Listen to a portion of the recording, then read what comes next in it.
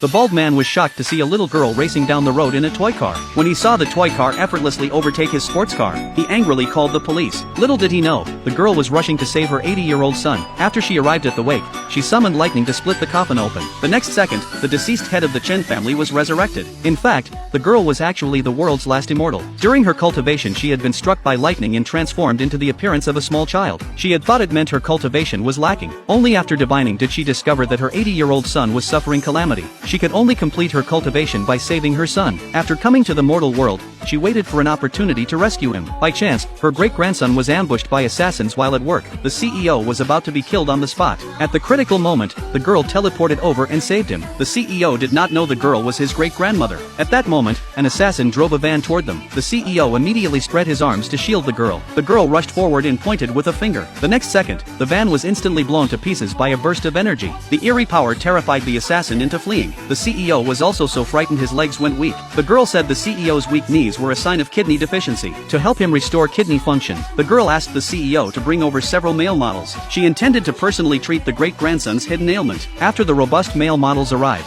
she had them surround the great-grandson in the middle to prepare for the spell. Then, using her heavenly eye, she discovered the great-grandson was shrouded by a black chi. This phenomenon showed someone had placed a curse on him to hijack his luck. It could only be dispelled through masculine yang energy. The girl then summoned a formation to draw out the curse. She then injected the male model's yang energy into the great-grandson's body. At the same time, the witch practicing dark arts had her cultivation disrupted and she spat blood. This startled another unscrupulous great-grandson. The witch realized the curse she had planted on the CEO had been broken. She guessed a powerful expert had appeared near the CEO. Meanwhile, the CEO came out of the bathroom and found his kidney deficiency cured. He immediately knelt down, overwhelmed with gratitude to the girl. He also believed the girl was indeed his great-grandmother. The girl divined and discovered that her 80-year-old son had been ambushed by villains. He was now clinging to life by a single breath. It turned out the CEO's cousin, in order to fight for inheritance, had not only tried to poison the grandfather, but had also placed a curse on the CEO to render him infertile. Seeing that the family head still showed signs of life, the cousin took advantage of the distraction and put the grandfather's hand back under the cover.